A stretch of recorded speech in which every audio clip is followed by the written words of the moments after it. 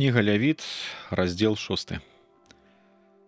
Прамовіў Господ да Маісея, кажучы: «Душа, якая зграшыць і дапусціўшы праступак перад Господам, адмовіцца аддаць блізкаму тое, што яму было дадзена на захаванне, або што яму было пазычана на веру, або адымае што-небудзь сілаю, або учыніць паклёп, або знойдзе згубленую рэч і не прызнаецца, ды яшчэ і прысягне фальшыва у чымсьці з усяго таго, у чым звычайна чалавек грашыць. Вось жа, хто так зграшыць і будзе вінаваты, хай аддасць ён усё тое, што забраў праз крадзеж або падман, або тое пазычанае, што не аддаў, або тое згубленае, што знайшоў.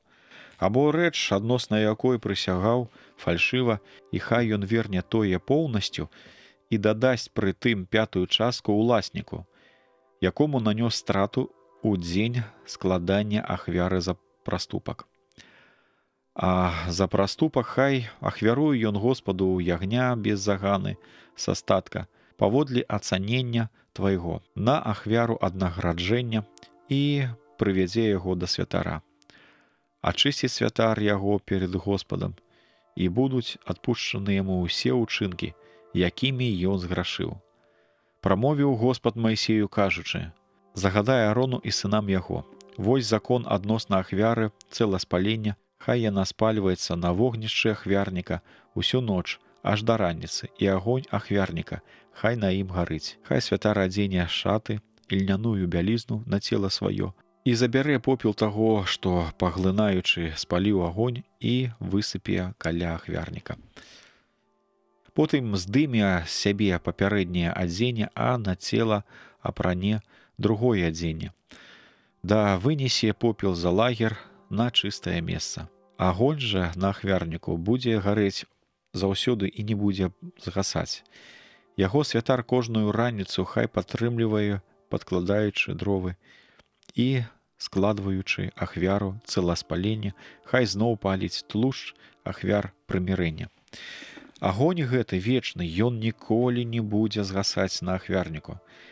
Гэткі закон адносна ахвяры з ежы, якую прыносяць сыны Ааронавы перад абліччам Господа, перад ахвярнікам. Святар возьме атуль жменю мукі, палітай алеем, і ўсё кадзіла, пакладзенае на муку, ды спаліць гэта на ахвярніку на прыемнейшы пах, як напамін Господу.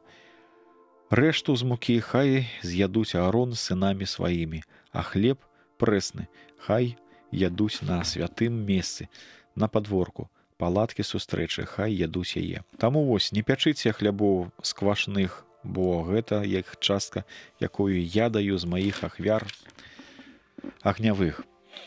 Гэта ахвяра найсвяцейшая, як ахвяра за грэх і за праступак. Толькі мужчыны з патомства Аарона будуць яе есці. Гэта закон вечны для вашых пакаленняў, адносна агнявых ахвяр Господу. Кожны, хто да іх дакранецца, будзе асвечаны». Далей прамаўляў Господ Маісею, кажучы: «Гэта вось ахвяра Аарона і сыноў яго, якую павінны яны складаць Господу ў дзень іх памазання.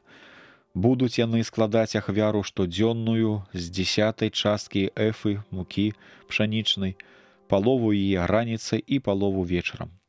Яна павінна быць прыгатавана на патэльні скропленай алеі. Прынясеш яе цёплую і ахвяруеш яе, падзеленую на кавалкі, ахвяру на наймілейшы пах Господу. Святар, памазаны на месца бацькі свайго, зробіць гэта. Гэта закон вечны. Усё павінна быць спалена для Господа. Бо кожная хлебная ахвяра святароў будзе спалена агнём, ды ніхто не будзе есці яе».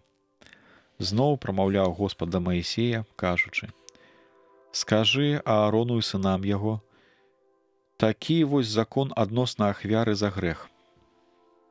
Яна павінна забівацца перад Господам на тым самым месцы, дзе забіваецца ахвяра цэласпалення, гэта справа святая.